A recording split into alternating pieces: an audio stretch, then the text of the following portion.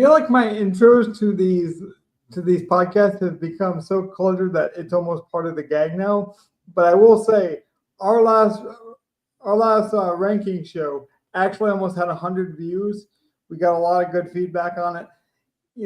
I'm really proud of that. And so we're going to finish up tonight with quarterbacks and tight ends, and then kind of do almost an overview of some other flex options, some sleepers, some things we might want to clean up before we do some drafts. We were thinking about doing a draft, our first draft being a late, July? I almost forgot my month. Week or two from now, at most. And then basically following the preseason schedule after that. So like basically one per week, which I think will be interesting because, as preseason news evolves, that's when you really see a shift in draft anyway. And last year I think we drafted 1 or 2 players that were basically out by week 1 of preseason. So this kind of avoids that like season-ending injury sort of situation.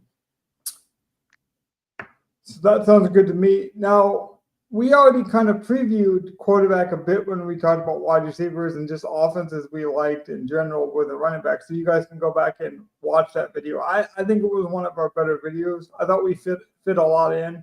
I've also started to timestamp our videos in the description as well. So if you guys want to jump around to our videos, a like and subscribe always helps.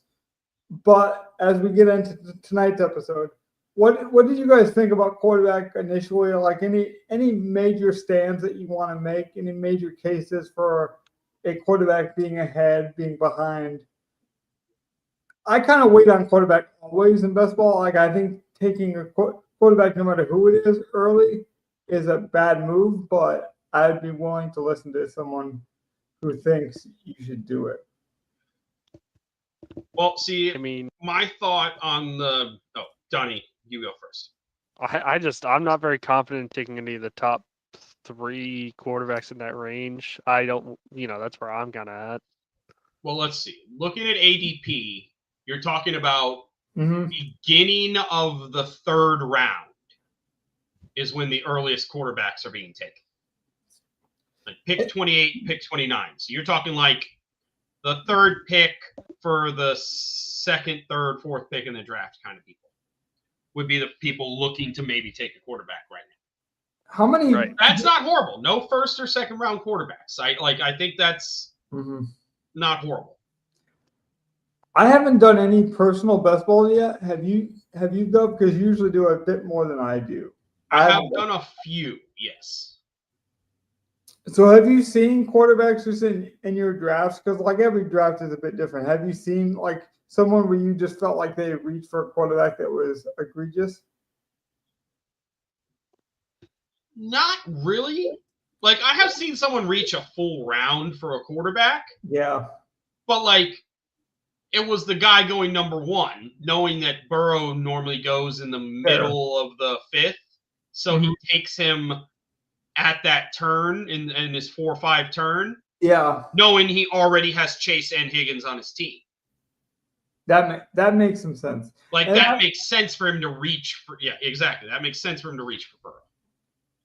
And I think that's why I have a problem with it, because Josh Allen deserves to be the number 1 quarterback. Like, he might not be mine, but I wouldn't argue semantics whether he's like 1 or 3. My problem Lamar, fantasy points wise, I would say are equal, personally. And I don't like Lamar. But, like, fantasy points wise, they both put up a bunch in their offenses. But my problem with taking one of these quarterbacks early, and I think it's kind of Donnie's point, we'll get him back in here in a second, but it's like then you're kind of marrying yourself to a wide receiver. So, like, but who do I really want from Josh Allen's Buffalo Bills team that, like, I'm going to prioritize around ahead? Or, like, if this was prime Travis Kelce, like, I don't know. Go ahead, Donnie. My thing is you have to bank on, again, which granted it's not from what we've seen, it's not a bad strategy. You have to bank on another MVP year from Allen and Jackson if you get one of those 2 at that spot. You mentioned it's not bad. I think you're probably right, but then you're also saying that like they do it individually, right? They do it through the rushing game, or they have a lot of rushing touchdowns on the goal line, so something like that, because for them to pay off this ADP, that's what they would have to do, correct? Yeah, I mean, they could do it through the air, but that's not their style. So if you pick Allen or Jackson, you know it's going to be ground stuff too. I mean, it's just I don't like banking on the fact that these quarterbacks, for how many years in a row have they been the MVP? 2 candidates, basically. This would be 3. I don't want to just say another year is the same exact thing. It's hard for me because I never, like, even going back to like playing high school in the early 2000s, like when just my high school league with my friends, I've always waited on quarterback, like way before best ball was even a strategy. There's 32 teams. There's not that many people that you're usually drafting against. So like, it's just a volume position for me. It's like whoever has the ball in their hands a lot, whoever throws a lot and gets 30 at least attempts a game. You know, even like Tua is so much better of a pick than like Josh Allen. Not comparing talent, obviously, that would be a silly argument. It's just like you look at, they're basically just the gasoline for your vehicles. You know, he's still got Tyreek Hill who can take it to the house. He's still got. Look, considering Tua is going to play like 5 games. See, and I agree with what Logan said. Normally, like if I'm playing a Stardom season-long fantasy football league, I play just like Logan just said. I'm gonna wait on quarterback. I'm probably gonna get 3 that I can cycle throughout the year and start each week in the best scenario. But I have found playing Dynasty and Guillotine and Best Ball that prioritizing getting the dude running the offense that you want to have on your team, whatever that is, right. It's very beneficial. Like who you said, like you don't think Josh Allen and Lamar are just gonna duel for MVP again this year. Someone else is going to be in that conversation, right? Yeah. Who? Is it Daniels? I said Baker. Is it second-year Daniels? You think it's Baker. I don't disagree with that. It could be Burrow. Everyone just got paid. Now they're happy in scoring 40, 50 touchdowns. You're going to make me say he always gets attention and then like he always disappoints, but I think he's got the talent to be MVP, and that's Justin Herbert. Like Herbert with the Chargers. They could take a huge step forward here. The problem with Herbert is his weapons right now. But I love Herbert at his value right now. But I got to be honest. 115-ish. Some of I it. agree. He goes around the same spot as like McCarthy and such. It's like when you're thinking quarterback. So like right there, would you rather have Chargers quarterback and their offense or Minnesota's quarterback and their offense? That's a good question. Yeah. And you bring up a good point. In baseball, you do have to prioritize it a bit because we don't get to play the waiver wire. You don't get to like make up for your mistakes, basically. So you're hoping you at least have to have at least, I'd say, 2 good quarterbacks. Now, there's 32 teams, so that's possible. And maybe we've been spoiled because, like, I've waited on quarterbacks and got Joe Burrow. I mean, we got Joe Burrow last year. We got Daniels last year. So I've always just Daniels kind of like round, what, 10? 11. 9 or 10. And that's another thing. Like, again, normally I would wait, but in this 20-round draft, I can't wait. Even with 32 starting quarterbacks. Like, in my mind, I don't mind starting and getting our first quarterback until like round 4 or 5, but I want both of them before round 11. I agree. Or at worst, our 11th pick, or at worst, our 11th pick is like the second quarterback. Okay, so maybe that's where we start. We look at like the top 11 quarterbacks and see if we have any major. Well, I wouldn't even do that because like, the top 11 are all gonna go in like the first in like 2 or 3 rounds from each other. So like the 11th round would give you an ADP of. What is it? 134, 132. So let's look at every quarterback that has an ADP of 130 and up. 130 and up. So keep scrolling down. Like that's all of these guys, but those are early guys. So we're talking all the way down to like here. Like, we're talking Trevor Lawrence and up. Yes. Yeah. So let's look at just that. So CJ Stroud. Let's see. Wouldn't mind getting huge. Like, I could see taking Stroud as my second quarterback if I have Nico on the team. Yeah, and I talked about liking the rookie too. So there's like two avenues there where you might wait on the rookie wide receiver from Houston, and honestly, no, keep going. I'm just looking. But you have a late round flyer, like you get CJ, and then someone takes Nico. It's like, well, I could still back end and get some. Well, no, it'd be way different. Like someone's going to take Nico in the first 2 rounds. Yeah, that's a good point. Like Nico's going with like McConkey, end of the second round, mid-second round, something like that. Like, so like someone's going to have Nico now as your second quarterback late. Like as the 11th round, 10th round pick, you can easily get Stroud with him. So now you have the other 8 rounds in the middle to figure out what your other strategy is going to be. Yeah, I kind of like if you wanted to play a Logan's game and you didn't want to take one of those top 5. Let's say you're not taking a quarterback until after round 6. Mm-hmm. So you're not going to get Allen, Lamar, Daniels, Jalen Hurts, Burrow, Mahomes, and Baker. I'll scroll up, yeah. You're basically not getting that top 7 because you're not going to pick a quarterback till after that. If you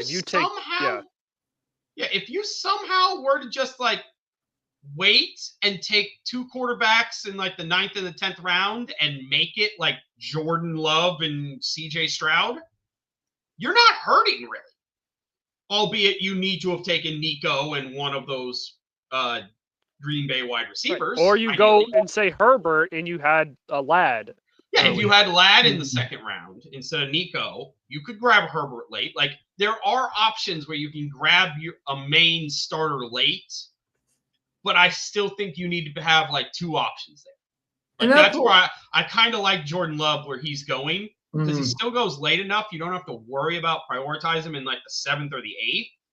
Yeah. But you can then make sure of prioritizing like Matthew Golden in the 6th or something, or in the wherever he's going. See, I like that. Or with like Jordan Love, you have Tucker Kraft or some of the tight ends. Yeah. See, I love the tight ends where you don't have that guaranteed like superstar number 1 option. So then it's like, well, if someone reaches for a guy, I don't feel like I have to reach on a quarterback. Like if I got Golden or Kraft, later in the draft, I'm okay if the pair that with Jordan Love. Basically, like where if I take Chase, I feel like I have to get Burrow, and then I feel like I'm almost handcuffing myself. I can understand that. I don't really feel that because Burrow spreads it around enough. Yeah. Like I would feel that more with like Jefferson.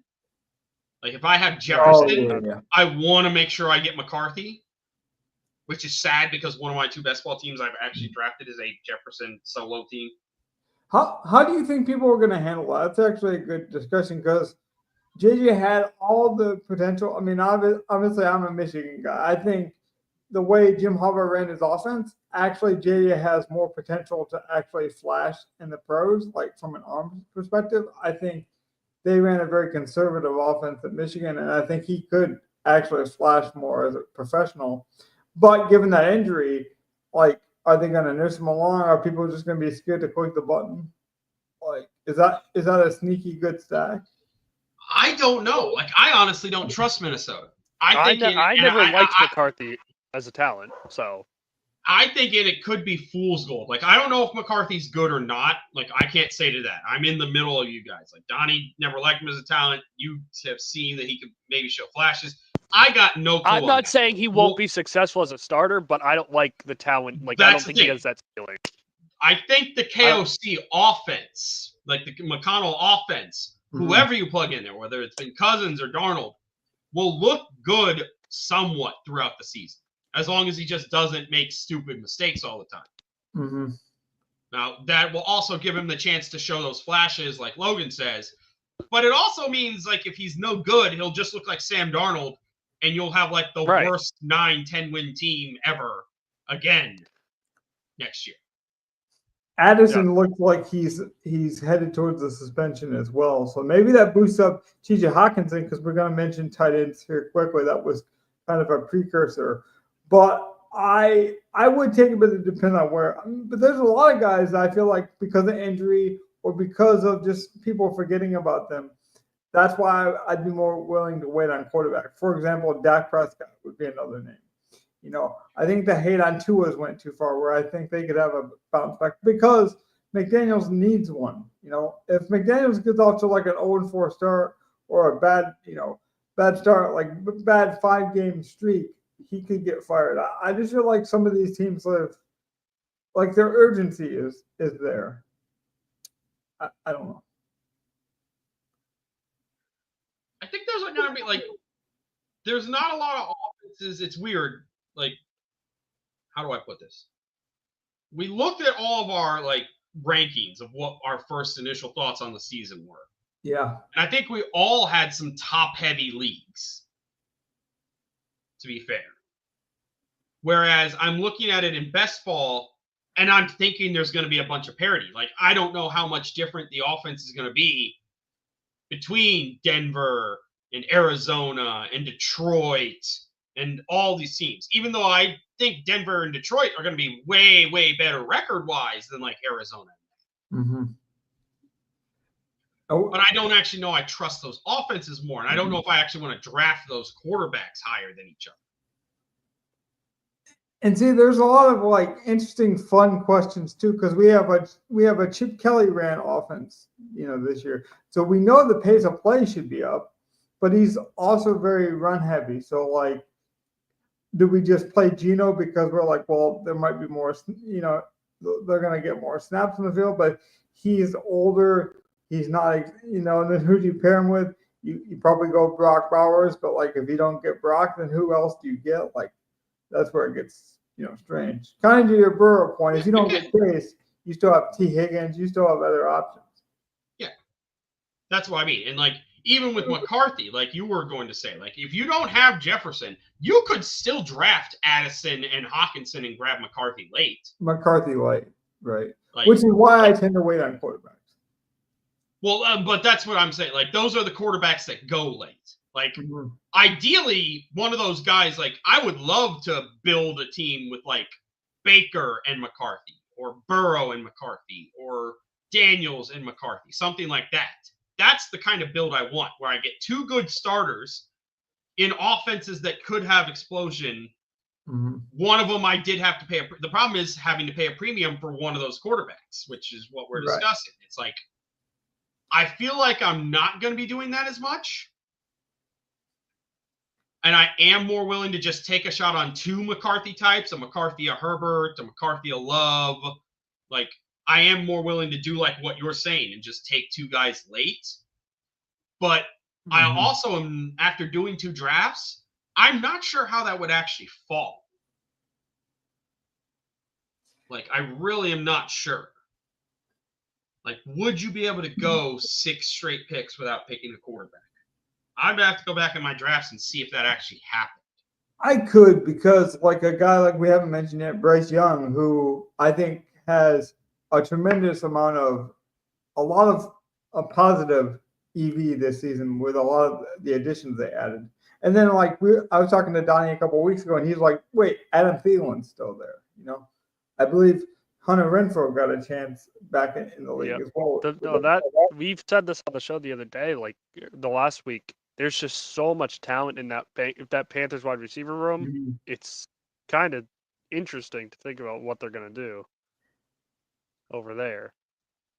Yeah, and that's like another late quarterback where, like, if you grab any one of those pieces, any one of the two good or higher, let's say, any one of the two, like rookie, if you're grabbing McMillan or Leggett early, or even Chuba early, and you have that offense, you could easily take Bryce and then a shot on a Coker or a Thielen late and just hope that the Panthers are a good team to have. Because, like, the strategy we want is we want to try to focus and get a 1 or 2 offenses and get a good core of that offense to help keep this team steady through the year while we draft the best players we can around it for raw points and spike weeks and everything. So like figuring out the quarterback that we want can help us in a draft. Like knowing that we want to take McCarthy and that we can get him in the 10th will make us look more favorably at reaching on an Addison or Hawkinson to make sure we get our guy to go with the quarterback we're going to take. And potentially the fact that he might fall just based on the suspension might drive his AP down a round or two, which makes, JJ more appealing. One of the reasons I like you, Donnie, is when you make a bold prediction, you usually stand by it. Like, you're very convicted. And, like, as much as it is just fun to, like, poke fun at the Baker thing, like, you actually believe it. So just for a moment, for people who haven't went back and watched that preview show, consider it like an advertisement for that show. People, like, why are you so high on Baker? Because I think he'll be decent, but I don't think, like, he's better than, like, Caleb Williams, for example. Like, I don't think he has to be better than him as a player. I think he has to be what he's been the whole time he's been in Tampa and somewhat in Cleveland as well, where he's just the leader in the locker room. And this year he has probably the best core of wide receivers in the league. That his top 4 receivers are better than anyone else's top 4 receivers altogether as a group. I don't think that's very arguable. And the offense loves to throw the football. It's just a good recipe. I mean, the books don't even have him as that much of a outlier. He's, I think, tied for 6th in odds. He's 4,500. It's not a terrible spot to be at to start a season. The books don't even think it's that crazy. If all of his weapons are healthy for the year, I could 100% see it. Like, even if Godwin's not Godwin anymore, okay, you still have your first-round pick in Mbuka. You still have McMillan from last year, who is coming on very well. I think the Rams have a better wide receiver core in that same division. They're in different divisions, but who is their wide receiver 3? It's they might have a better duo, but like from the 4, like wide receiver 4, they're not comparable. I can guarantee you that. Like even then, like Puka and Devontae, like just saying those teams, Puka and Devontae versus healthy Godwin and Evans is still already really close. It's not that exactly. And the wide receiver 3 for the Rams is Whittington, who, I mean, I think we both. I guess it's Whittington after a year, and they did use him as opposed to a rookie or McMillan. Yeah, right? Like okay. That I could honestly give you a scratch there. Like that's even. And then Tutu versus McMillan. It's like Tutu and Whittington versus McMillan and the rookie. And we don't gotta go down the rabbit hole too much on our own personal, but I think my thing with the Baker belief is just I don't believe that Chris Godwin's gonna come back anywhere close to what he was. And if he does, you might be right, he is the MVP. So I'm okay leaving him where he is, but I would probably move him down. Is there any movers and shakers that we want to start just adjusting on the board? Honestly, at quarterback, I don't really. Like, I think they got it mostly right. I actually do too. Like you got to look at it in the way I am. So like I'm checking ADP. So really, Joe Burrow up is a tier because they all go within like a round of each other. So Burrow, Hurts, Daniels, Lamar, and Allen. Those guys all go in like the 3rd to 4th, early 4th round, according to their ADP. Then you don't have another quarterback going for like a round and a half. And that's when you get to Mahomes, Baker, Bo Nix, Kyler, Fields. And so much of our strategy, correct me if I'm wrong, any of you, is just going to be who else we got on the offense. Like, yeah, we're going to be focusing on the other players. So it's like, okay, once we have our core of 3 or 4, then we'll be deciding who our quarterbacks for this team will be, and we'll start planning it out from there. Like if we got Barkley, for example, we're probably going to be maybe lower on Hurts, and then maybe we get like a Marvin Harrison Jr. coming back as a wide receiver, and then that moves up Kyler. Where if that doesn't happen at all, we're not even looking at Kyler. We might be looking at Joe Burrow and Chase, So I agree with that. personally, Barkley's on my list of guys that I don't trust to have another, like, I don't trust to have as good of a year as their draft position would be. I agree with that. Barkley could easily have a good year. Jefferson could easily have a good year. But McCarthy could also have a rookie year, and Jefferson's good year is 7th best wide receiver in the league. That's not paying off a first-round pick. I mean, let's be honest. We don't ever want realistically top, 2 picks. Yeah, but like realistically, that thing. So like Barkley's on a list of me where it's like if I were to draft Barkley, I'm going to prioritize either like Will Shipley or AJ Dillon in one of the rounds where they're supposed to go, where they go at ADP, to make sure I have his insurance plan. Right. Like, but honestly, I'm not thinking about an insurance plan about almost any player. Like, there's like 2 players that I'm honestly thinking about that. Yeah, and but Barkley can I just say, like, the most prominent one. With your first-round pick, wouldn't you want to have some kind of insurance anyway? Towards some point of the draft? I have literally had, like, other than prioritizing, like, I draft Cincinnati, like, I draft Chase as the number 1 overall pick. Did I get insurance on Chase? No, I went full into Cincinnati. So well, yeah, but to me, that is insurance on Chase. If Chase is gone and you get Burrow, Burrow's still going to be fine. That's a bet on Chase, not insurance. Insurance is, well, in my mind, it's like, I know this will not pay off, so this guy has more value than not having him. I will make sure to get him, even if I have to prioritize it or I will take higher draft capital because his insurance value. Well, maybe the better way to put it is your first pick always dictates some point of your draft at some point. Like, ideally, it has to. Like, first 2 rounds in my mind. What you have in your first 2 rounds, what you took and who they are, will usually dictate how you build out. At worst, it dictates how you build out the first like 8 or 9 picks, but it might dictate your entire build.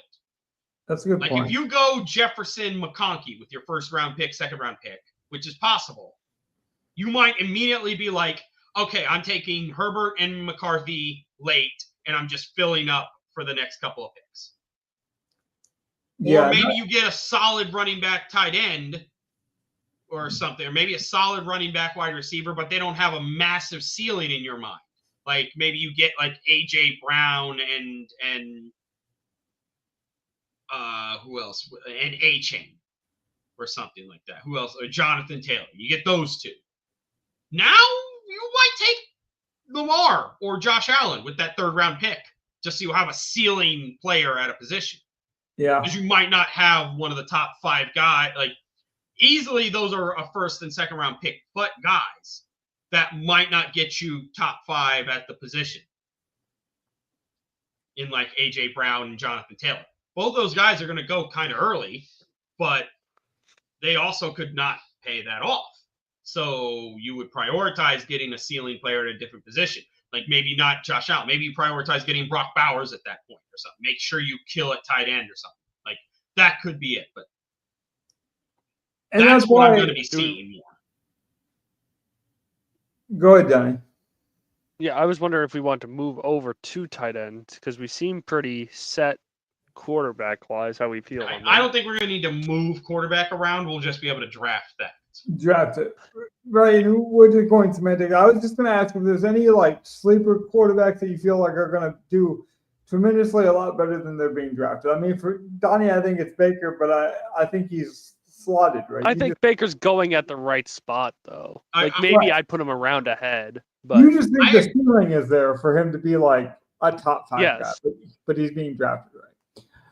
Yeah, I agree with you, Logan. I think Bryce Young will be much better. Like, I don't want to move him up in our rankings, but like we'll know if we were going to take him. But like, I think he's not being drafted as high as he should. I would move Brock Purdy a round down. I was about to say, personally, where I was looking at it, I think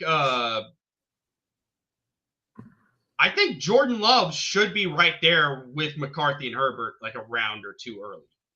earlier than he is. Like right there, you have Caleb, McCarthy, Herbert, all in the same range, right behind Purdy. Right. I don't see why Jordan Love shouldn't be right in that range, right behind Purdy. I agree, because I'm higher on Golden too. I like what I've seen out of Texas. I like that whole the Green Bay. I just know what Green Bay's offense usually looks like. Right. And I feel like he didn't finish that bad last year, and he was hurt for a good portion of the year. Agreed. Yeah. Another guy I just be remiss not to mention, because of my Detroit Lions ties, Aaron Glenn had always been destroyed by Justin Fields. So, it was his quarterback kryptonite. Justin Fields would just kill his defense every year. And so, he actually made it a priority to go get Justin Fields. He was the only quarterback or only coach, that was really enamored with him and wanted to get him. And then the moment they got him, he basically was so happy because he's you won't kill my defense. And I'm not saying he's going to be right, but I think he's going to give Justin Fields every opportunity to either be the quarterback that we think he could have been potentially, or he's going to kill him on the field.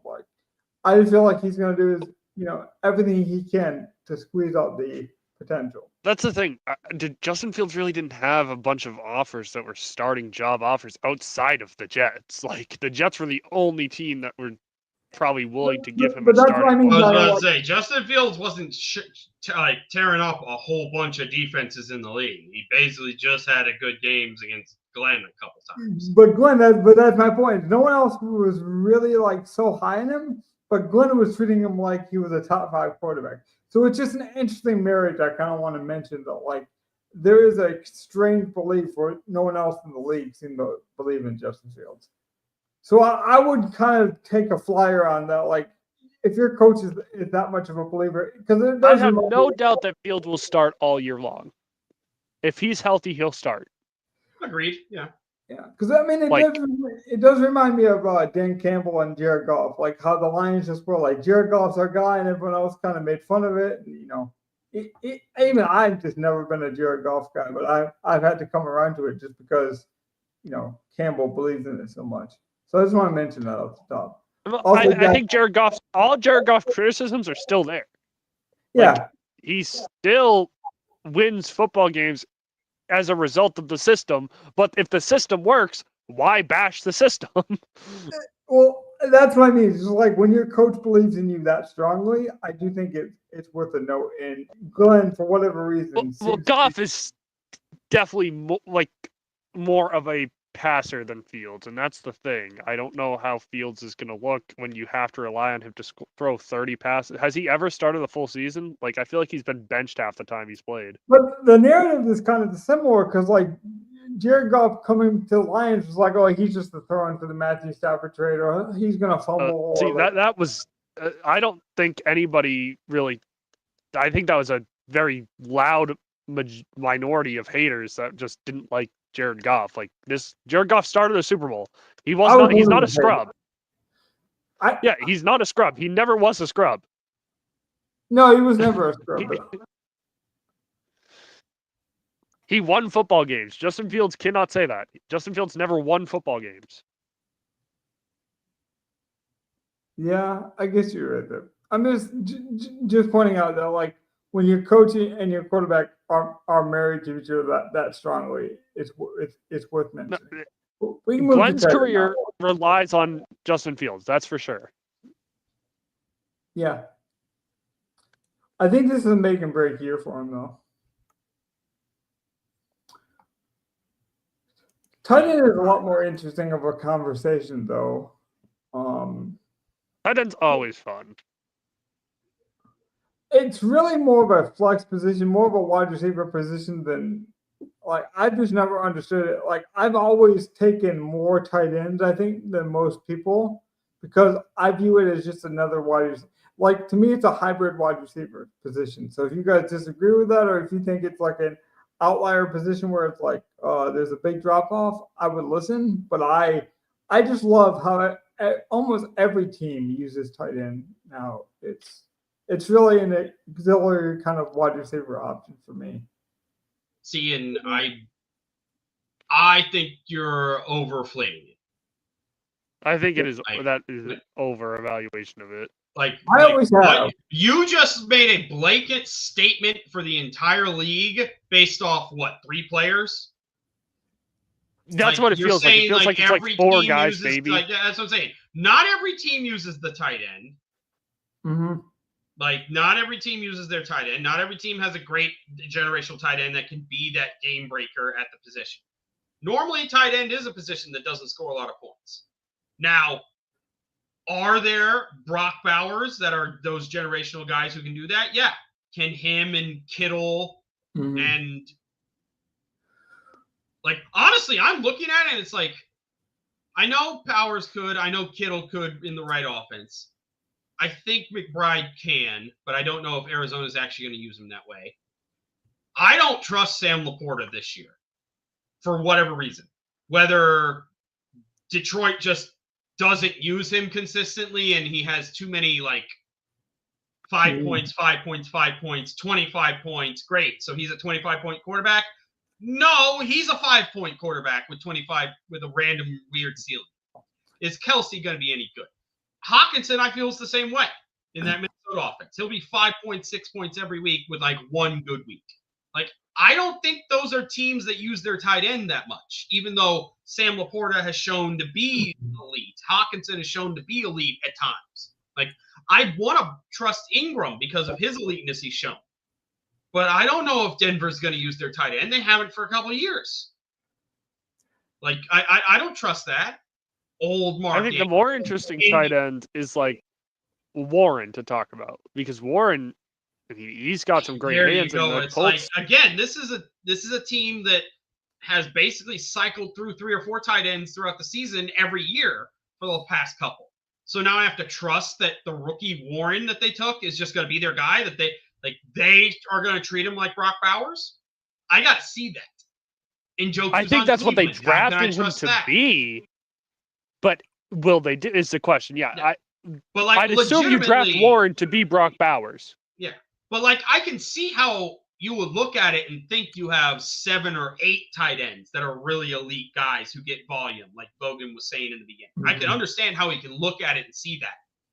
But realistically, I see 2, maybe 3 guys that are like that. And then everyone else is a question mark with a high ceiling until you get to like Loveland and below. And maybe you know who else has a high ceiling though? Who, like a random high ceiling that he'll probably hit once or twice this year? Mike Gesicki. Like, and he's probably what, 170? Agreed. And Njoku will probably have one big game this year. Like, Kincaid might have one big game this year. I agree. That's what I'm saying. Like, there's a lot of dudes at tight end after the top, like, 3 or 4 that are probably just going to have one big game and then be the average tight end, which is not much. Something that is not even going to make your flex spot in your lineup most weeks. So I don't really want – like, this is another position like quarterback. I don't want to prioritize this at all outside of Bowers, outside of McBride, outside of Kittle. After that, I'm only prioritizing tight end if I'm planning on stacking that team. Like, I'm only really grabbing Hawkinson if I already have Jefferson and going to get McCarthy. That's what I was about to say. If you really believe in that Minnesota offense, though, I don't think it's a mistake to draft Hawkinson and want to draft McCarthy. Agreed. It's just hard for me to prioritize tight end knowing that I don't trust these to be consistent ceiling players. And I guess that's my larger point is I've always trusted tight end, especially in this new generation of tight end and how they're used as more of a flex split out. It's like not even the top end. It's like if I had to choose between a slot receiver in the 9th or 8th round, I'm going to take a chance on Ben Johnson's love for tight ends and take a love one. I'm going to take a chance on the, athletic uber tight end being used and, Indianapolis, where we talked about, Warren, because the touchdown upsides there. Like, I'm also willing to take a chance on a tight end just being my flex option over like a 3rd wide receiver option. That's always been me too. I think it was last year. I got like T.J. Hawkinson and McBride, where a lot of people wouldn't, prioritize those two tight ends, but I'm like, I see value there, and I've just always been okay with doing that. I remember having to talk you off, like playing double tight end a lot too. Yeah, like I didn't mind playing the cheap tight end, but I didn't want to play like double tight end. And I'll do both. Like I guess that's more my larger point. It's like I'm not saying we should take a top guy. I'm saying I think tight ends are more involved in the offenses than the ADP is representing across the board in tight end. It might be, but I also think that nothing's really changed in the ceiling of tight end other than no, not even other than nothing's really changed. I think you're drafting dudes with a true ceiling, and everyone else is a sliding scale random dart throw inconsistency. That's and you might be right. That's the fun part. Like that's the fun for best ball for me because I view it as kind of the tight end is basically a new flex position where you're saying like, no, I've over exaggerated, and you might be right. Don, you were gonna say? Well, I mean, there's just the problem with tight end to me is if I'm drafting a tight end, usually last year it was all late round. Like I waited forever to get my first tight end because that's just how my drafts were going. And then I got vindicated a lot by that too because I happened to get Mike Gesicki and I forget the other. I think it was Hunter Henry. So they both kind of had random ceiling weeks out of nowhere. And my tight end position ended up working and I made it far. And I think that doesn't help my bias to it either. Because if these tight ends were able to get me 7-6, and then all of a sudden I got a 20-point game here, that was enough for me. That was enough for me to win a lot of the weeks. See, like on ADP value, like for example, if I got Caleb Williams, my number one priority would be to get Loveland. Loveland's one of the guys I don't want to play. His hands aren't special to me. He's definitely more of a blocker, I think, than he's definitely can catch, but I view him as one of those random check down guys. He's never going to beat you over the top. He's just a check down. Solid hands. I think I have a perfect example of how to look at this in my mind. Finish your thought, Donnie, as soon as you're done. Yeah, no, I don't know if Loveland has the ability to be like 1,000-yard kind of guy. I don't think at least not this year. I think he's more of a wide receiver than a tight end at the next level. See, and he might, but then you have to look at cost and value loaded. So right here, number one tight end on the board. No disagreement on it's Brock Bowers, right? Yeah, let's start ranking these actually. Well, let's just look at it real quick, just to show you where my mind is before we start ranking. So Brock Bowers, none of us are going to disagree that he's probably the number one tight end. Yeah. Let's say he does close to what he did last year, at least. So he had 100 catches for 1,100 yards roughly. I think he averaged 15 something points a game. I'll pull his stats up. Yeah, I got him up here. 16 points per game. Yeah. So 260 points. He's going round pick 17. So you're talking middle of the second round. Last year, Garrett Wilson had almost the same score as him, basically, fantasy points wise, which is what we care about here in best ball. Garrett Wilson goes a round and a half later in the middle of the third. I don't know if I'd take Garrett Wilson in the middle of the third. I honestly think I'd wait on that. I would too. Am I willing to take what is essentially going to be the same player just because of the premiumness and scarcity of tight end? I don't actually know. I think Bowers might be going a little too high. Now, if you think he's going to have an even better season than he had last year in his rookie year, and now he's going to be their 1,200-yard wide receiver, essentially, and score even more touchdowns than he did. Okay, now he's going to pay that off. If that's what you think, mid-second round, right where he goes. That's no problem. I think he has. That's the kind of thought I think. In my mind, Brock Bowers, is kind of like taking a Garrett Wilson level wide receiver. And I can get that around later. I'd rather take a premium guy in the second that I think can be literally one of the top 10 fantasy scorers on the year. Well, let me ask you this then, Gov. Would you rather, at this point, because this is basically what you're saying, would you rather Drake London right now or Brock Bowers fantasy-wise? I probably take Brock Bowers. I probably take Brock Bowers, but fuck the Falcons. Like, that's okay. But like, no. But Drake London had 100 catches. There. That's why I went Garrett Wilson instead of Drake London, because I already knew fuck Drake London. So, like, I was still trying to find. But like, you're in the right range. That level. Yeah, Drake London had a better year fantasy-wise.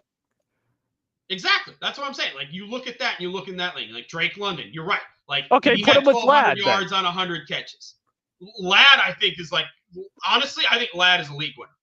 If the Chargers make the playoffs and are an 11-12 win team, Ladd might be a 1,400-yard, 10-touchdown, Jamar Chase. That's what he was last year.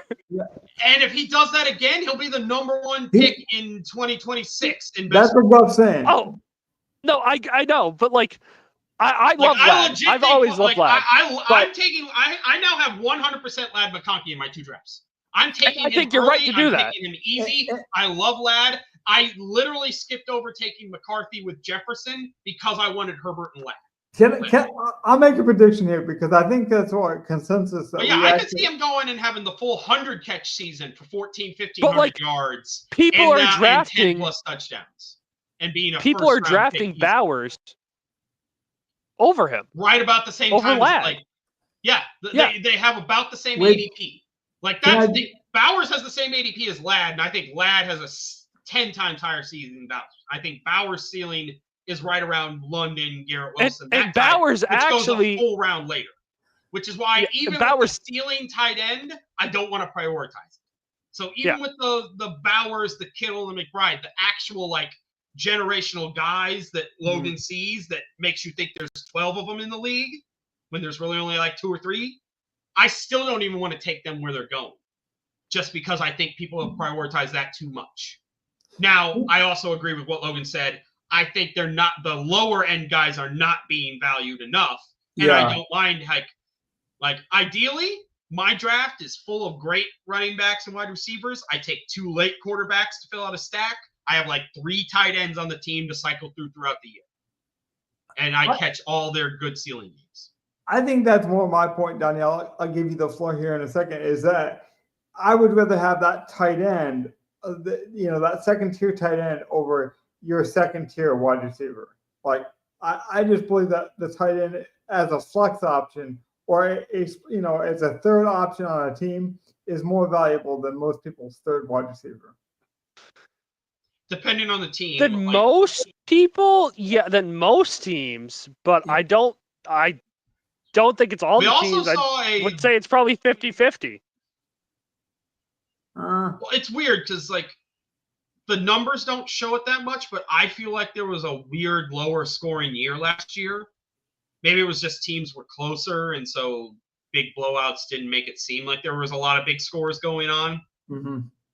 But I felt like there was lower scoring last year, and so that made it like look different fantasy wise. People didn't have those massive ceiling games, so now if you are a tight end who can get you 15, well, every wide receiver is only getting 15 to 20, so that is much more valuable. And can I just say, because these shows really are meant to be like consumed as a portfolio package, we just couldn't fit it all into one show. I'd be willing to bet if we did 3 drafts that we get Ladd McConkey in 2 of the 3 drafts, because I think he might be our most consensus agreed upon pick. I think we both. I'd want him in 3 of the 3. That's the thing.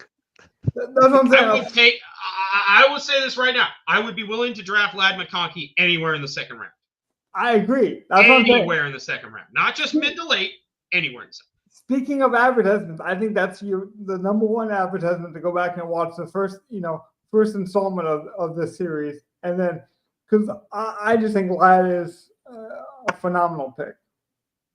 I think we'll both cry basically if we don't get Ladd McConkey. I really do. If we did 3 drafts and we don't get him in one, I think something's It's wrong. sad, bad. If we do 3 drafts and don't get him in the first 2, I'll say take him with like the fucking number 1 overall pick. I don't care. I mean, seriously, because we all 3 of us love him. That's what I'm hearing. Like, trust me, I was here for the first episode. But any tight end we want to start moving around, anything we see. I'm actually with you on Sam LaPorta being moved down as a tight end. We saw Denver's. We signed Denver's offensive coordinator to be our offensive coordinator in Detroit. I shouldn't say I don't like it when people do that, but I am a Lions fan. We got a new offensive coordinator. He came over from Denver. I don't know if that's better for Sam or worse. Well, no, he was with the Lions before that. He was with Ben Johnson's offensive coaching staff before. Then he went to Denver for a promotion and he came back. Yeah. For another promotion. So he's kind of been in the building. He has ties with Michigan State as well. So like he knows the state. I just don't know what that means. Like, and to Gus' point, I feel like people are going to just draft him because of the talent, and you're hoping the offensive coordinator and him click. And I just see so much guaranteed at the top. Like I would trust Travis Kelce to have a bounce back year with Patrick Mahomes over Sam, for example. So I just want to point this out as well about LaPorta. I mean, a big thing about LaPorta, I think, this year is the offensive line for Detroit is a lot worse. They had a surprise retirement. They had somebody leaving free agency. Is LaPorta going to be asked to be more of a check and release guy for more often than he was last year? Yeah. That's a good point, Donnie. And like, I could see why people would think that. Now, Dan doesn't think it's a problem because we invested in the offensive line in the draft with Rutledge from Georgia. He thinks that actually our offensive line's improved. He likes Montgomery, one of our younger offensive linemen, thinks he's more nasty and ready to go. So that's why he thinks basically they were planning on that guy, Frank Ragnow. I shouldn't say that guy. He's one of the best centers in the league. They were planning on Frank to retire. I do think it's a loss, but they don't think it's that big of a deal. It's a big loss. I mean, you lose your center like that good of a center, it's going to be a problem. You lose your starting right guard, it's a problem. I think they did a good job to replace it, but you don't know with offensive line till they play. I agree you with really you. don't know until they're on the field. Exactly. I will say Frank Ragnow is a Hall of Famer, but as a fan who's watched a lot of games, he was injured a ton the last 2 years. So basically the Lions got used to playing without him anyways. But so I have Travis Kelce ahead of Sam, though. I mean, I don't want to move Sam down. I honestly have that's the thing. I don't want you to move Sam down as much as Travis up. Well, it's weird because I'm looking at ADP, and I'm just looking at that block from Ingram up. Mm-hmm. Personally, I like Ingram over Hawkinson. I think Ingram has more. I do too. Okay, and then I think you're probably right to move LaPorta right under Kelce. But I would move Ingram up over Hawkinson first. Agree, Donnie? I agree. I like that offense more. They should be close to each other, but I like Ingram a little better. Yes, agreed. And then I would move LaPorta just below Kelce, not Kelce up. Yeah, right. Yeah. That's what I want to do. I also agree with that because LaPorta should just go a little later, in my mind, not Kelce go a little earlier. Which is perfect. I mean, that's honestly, I just think it's more of a coin flip than the ranking. I'd rather bank on Kelce's talent and say he looks better this year. He lost weight. He looks better, and he almost had 1,000 yards last year. He had a bad year for Kelce standards, not a bad tight end year. And I'm with exactly our rankings now to say basically they're a coin flip. I just didn't like the gap that was there. I'm not if I got Sam LaPorta, I'm not mad. Yeah, and currently the ADP is where it looks like people are taking Mahomes in the 5th or 6th round, and then taking Kelce with their next pick, whatever it is. Now I got to say it's what happened last year, but a round or two later. It's basically what people were trying to do last year, except now they're doing it 5th, 6th instead of 3rd, 4th. I'm a lot lower on Andrews than most people though. Like I think Likely is a real deal. And I also would rather Likely than Andrews. I would put Agreed. Likely and Andrews next to each other. I don't know where. And I would move Andrews down to him. I would almost say I would move Likely up a couple spots, but I would also move Andrews down. Okay, before you move anyone, where is Likely? Find Likely first. Likely's 136. Okay. I've already done this in my personal. That's why I know this. Okay, so I would rather Likely over Kraft.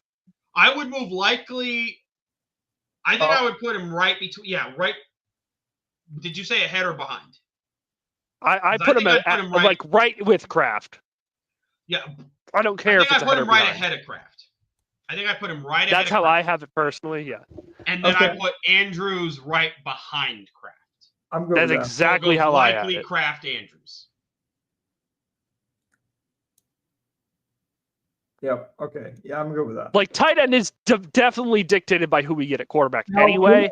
Can we move Dalton Kincaid down? I don't want that guy. I honestly think he's due for a big year just because who else is on Buffalo? Like, who else do you trust on Buffalo? Fair enough. I don't like taking Shakir, even though I'm probably going to have a lot more Shakir than I want. Coleman, second year, is that really a step forward? They signed Josh Palmer. Like, it still might be Kincaid has to contribute a good amount on offense. You might be right. So, like, I don't hate him. And again, we're talking about a guy going in the 11th, 12th round. Like, I don't hate him. He should go around the same as all those other tight ends. I guess I'm higher on. Move down a shit ton more. Yeah. And then I guess my bias is going to. Who you biased on? Who are we looking at? Kincaid, we're still talking about. If we're still talking this range, we can finish this range. We can finish this range first. Well, I'm starting to look down I would move Ferguson a little, but like I don't want to move him up to Goddard, but I don't want to put him at 140-ish range. I feel like I think he should be closer to Goddard than he is. I like both Goddard and Ferguson more than I like Jonnu Smith. I do too. So Goddard goes literally like Goddard ahead of Jonnu and then Ferg ahead of Jonnu. Yep. It's just that Pittsburgh tight end room, like they got Washington as well. They got Arthur Smith. Like, I can never trust. I don't think Washington's a threat. I'm not worried about Washington as a threat. I'm more so worried about what's the other one?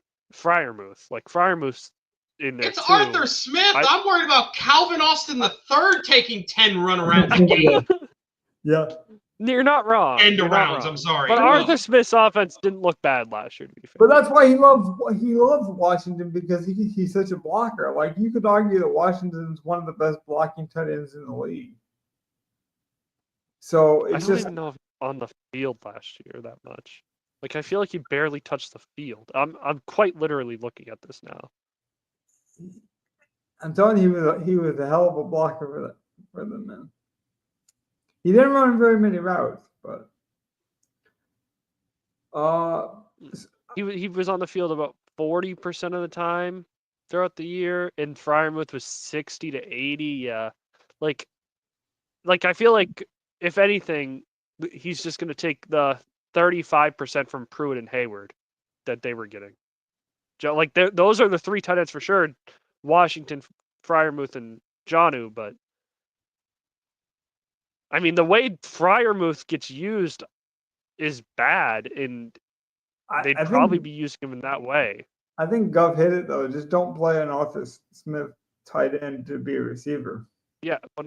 Which brings us to the question: is it Kyle Pitts' year? No, we're not. The answer is no. This. I'm not talking about this. The answer is no. He goes ahead. Heads up. He goes ahead of Zach Ertz in mine. No. Why? Because Zach Ertz is like 45. And he was more productive at 45 than Pitts has been at 25. Significantly, actually, more productive. Not in best ball where you need spike weeks. Yes, in best ball. I just excluded him from Look my at own the personal stats. list. I just excluded him from In my a own personal list. PPR league where Ertz doubled the receptions, yes, Ertz was more productive. Yeah, for a whole season, but like in best ball, you only need a spike week. Depending on where you draft him. Exactly. Like, again, tight end, I'm drafting late. Ertz had so I can 3 spike understand weeks doing last that. year. How many spike weeks did Pitts have last year? 0? Ertz had 3. How many spike weeks has Pitt had in his career? 0? Ertz has had 3. No, we're not doing that. I'm kidding. I'm just saying he's at least had just as many as Zach Ertz, and at least he's not 45. No, he has not. Pitts did not have a single game above 16 points. Ertz had like 4. Ertz had a couple 20-point games last year, 25-point games. Fair enough. I mean, I'm not gonna die in the Kyle Pitts hill because I've already taken enough bullets on that hill before. At some point, I gotta wear some bulletproof vests. The guy that I do want to move up though is Strange. I think that's too low. I don't know who their backup is in Jacksonville, but I do like Strange as well. Yes. I have him ahead of Kyle Pitts and Jonnu. I know Gov has him ahead of Kyle Pitts at least. I'm not moving Jonnu that far down, I don't think. Just because he'll be gone by then anyway, so I'm not worried about it. Munt is the backup. Oh, yeah, I don't like that at all. So it really is Strange or bust over in Jacksonville.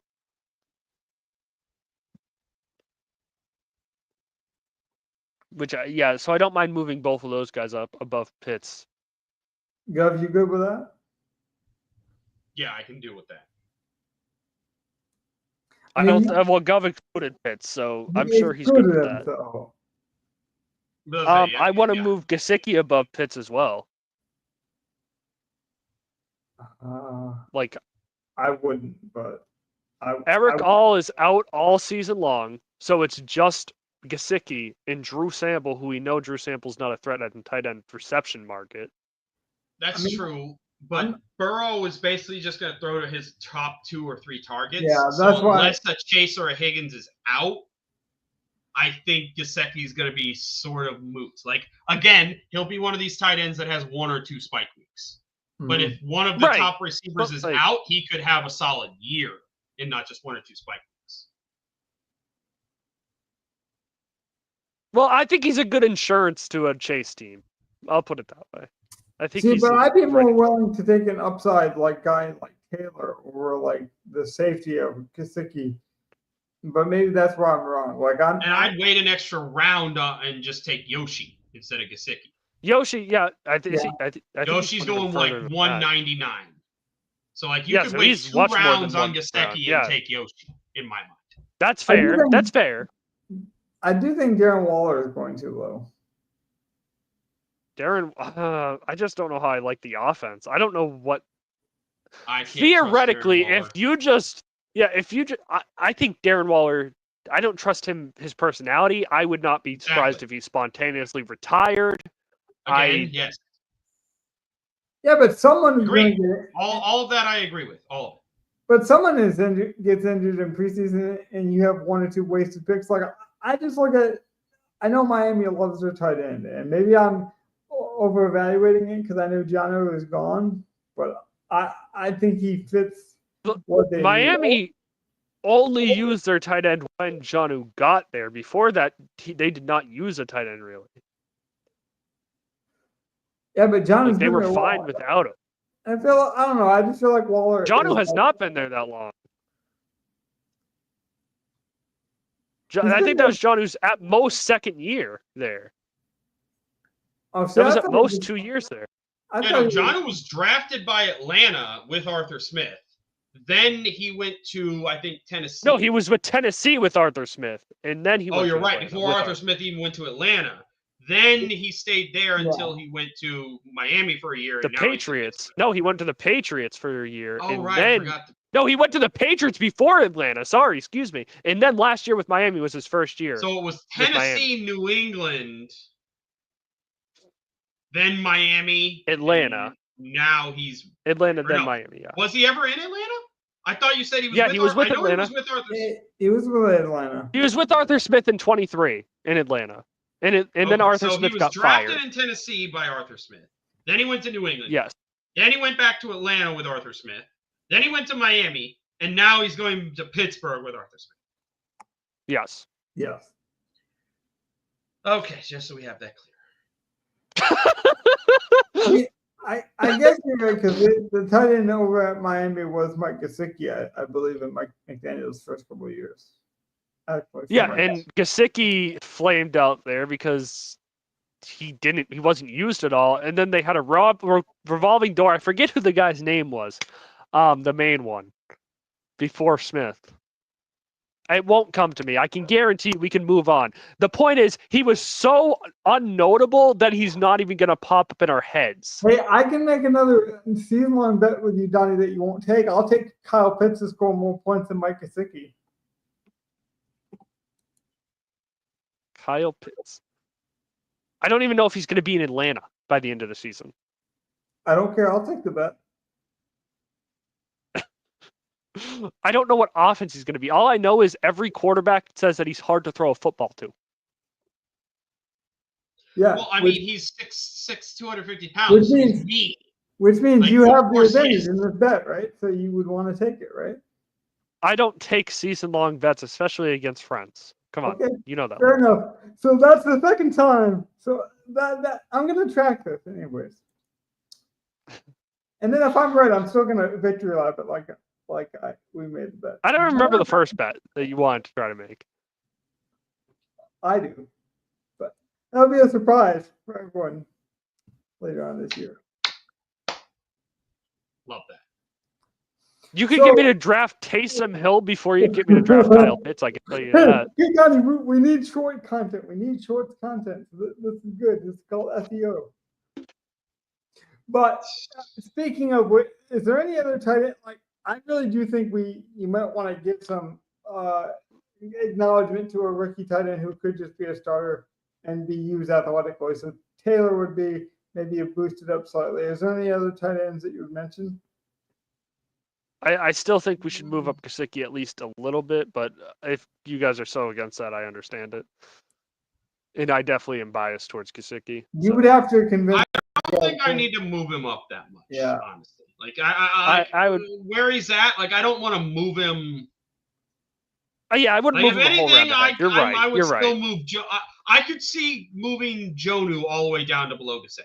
I'll say that. Okay, well, I could do that. I understand what you're saying. Yeah, because I don't think Jonnu's in that range. Like looking at ADP and where we'd want him, like I would rather take Jonnu at the end of this range of guys than at the end of the Ferguson Goddard range of guys. Because I mean, I would be happy if we got Cade out, and we talked about liking that. Personally, and now with the next group, like I like Chig above all those guys. I would put Chig right there behind Jonnu. That is actually a good point, because now with Cam Ward, if you think he is better than Will Levis, which I think anyone should say, like even day one, I think Cam Ward is better than Will Levis. Is he going to get involved? I don't know what routes he was running with this team, honestly. Chig was running like solid tight end and like some slot routes at wide receiver. That's what I'm saying. Like it's going to be Chig and Ridley Chig and Ridley were the main offense in there for the passing game last year. Yeah, I'd say he was the number 2 target last year. With Pollard and Spears as like the two-headed running game. So like I 100% think. Well, I mean, they definitely got more veteran presence in the receiver room with like a Tyler Lockett. I don't know. Like that's obviously your slot receiver there. But that means that Chig is now your like athletic big target. Mm-hmm. I think there's ranges. Right. You have Ridley, you have Lockett, and you have your athletic. Yeah, and they're gonna score more. He only had 2 touchdowns. You'd like to imagine he can get 4 or 5 this year. Right. So that's what I'm saying. I would put Chig like right there behind Jonnu. And I think we'd be very hypocritical, Logan. I'm okay with that. If we had, which we do, the Titans winning much more football games this year because Cam Ward's there, he's got to bring someone around, right? Yeah. It'd be hypocritical to not move him up. Higher on Ridley or Chig or the run game or like maybe the total offense. Because like last year we saw where teams were only really like the quarterback and the running back and one wide receiver, or just the running back and a wide receiver was all that was really paying off for offenses. So, like, do we want to move up Sanders?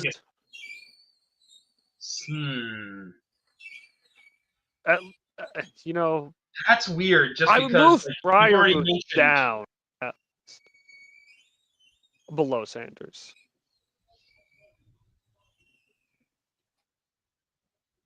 Well, we're looking at this random range of tight ends. Like, I don't think we need to really in-depth, because I think by this point our teams are basically built and we're just filling out what we need. Yeah, at this point now, we're at the back end. But there's still going to be starters like Chig and that, like the rookie. Right. Fryermuth might still be the starter. Schultz, like stuff Go to like that 200 range, Logan. Oh, he had to go. Okay, Logan has stepped away for a second, so we'll see in a second. Yeah. But yeah, I don't know if I move Sanders up, just because, like you guys said earlier, and I agree. I think Carolina's wide receiver core is more stacked than people think this year. I don't know if they're going to push Sanders along in his second year the way they might have needed to last year when all they had was Leggett and like they were trying to see what they had in Leggett, what they had in Coker. All you really had was Adam Thielen and whatever you could get from your rookies. Yeah. This year, like you have Tet, you have what you got from Leggett, you still have Thielen, you have Renfro coming back, you have Coker, like you have you have Horn, like you have a much more in-depth receiving core. Like I agree with you on that. So I don't know if they push Sanders. So I don't know if I need to put him that much higher. But couldn't we argue that Bryce Young does just really like the short-handed, short route guys like a Sanders and a Thielen? You could, but I don't think there's any proof of that because, like, he's definitely like last year he was like one of the top quarterbacks in contested throws downfield. Well, like, that's he was actually chucking the offense, and maybe that's what, but he was willing to chuck it downfield. It's not like he always tried to find that short-handed guy close. He was willing to make throws downfield, whether they were good or not early on. Like he got better with it later in the season, so I think they'll be better with it this year.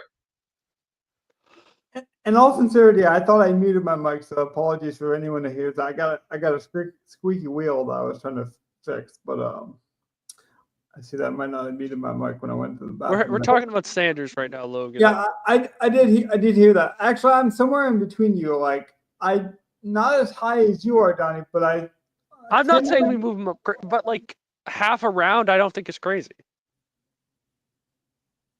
I do want to move him because if we're drafting him at that point, yeah, like I can understand putting him in front of Juwan. Yeah, if you look at his ADP, it's like 218. So like you're getting him really at the bare end if you needed a tight end. So yeah, you're talking like an 18th round guy anyway. I'm guessing we're moving him right about Schultz. I'm guessing. Yeah, I would put him with Johnson. Schultz, yeah. See, I wasn't even saying that high. I was saying right in front of Johnson is where I would have him. But that's what I'm saying. Like right in front of Johnson, behind Schultz, like that area. Yeah. So they're basically interchangeable, which I think is basically a good comparison. No, sorry. I'm Theo Johnson, not Juwan Johnson.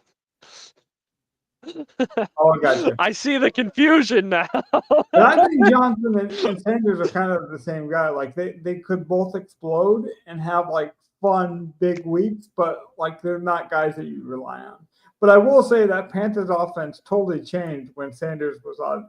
Like guaranteed though, sometime this year in fantasy, we will suggest playing Theo Johnson or Juwan Johnson in our daily fantasy line. Guaranteed. You know who will suggest that too? I don't even have to suggest who will suggest that, Logan. I probably will play at least two Johnsons in the same lineup at some point this year. I guarantee that. Johnson and Johnson. Yep. Talk about Woody Johnson. I had a really good year that year. I could play both Benji all the time. Played Travis Benjamin and Kelvin Benjamin. Hey, I just made a Justin Fields like argument like earlier this show too. So you can guarantee that will probably be a stack, Johnson and Johnson stack. Wait, Gov, wouldn't it have been that been the same year you could play David Johnson as well with Kelvin Ben or whatever? Like I think I did play David Johnson in that. It was Cam with Benji and then Benji on the other side.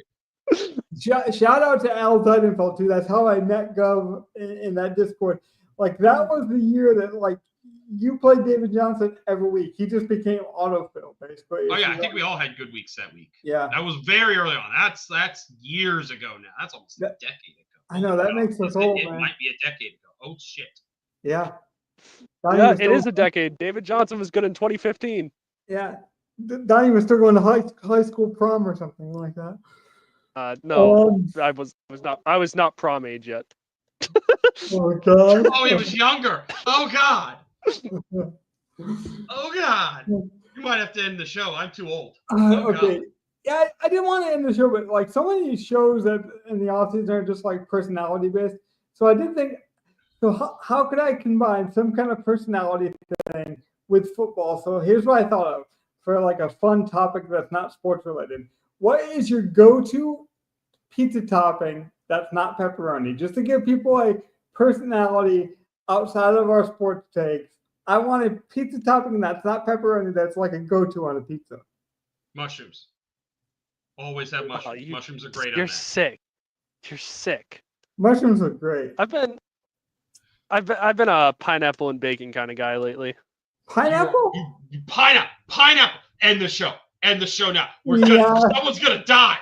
I'm not a pineapple. I will say, if I'm gonna have pineapple on a pizza, it's got to be with only a specific amount of things. And it can't be ham. It's got to be like a Hawaiian chicken. I put bacon, not ham. Bacon's significantly better than ham. No. He's cutting pizza. He's cutting pizza.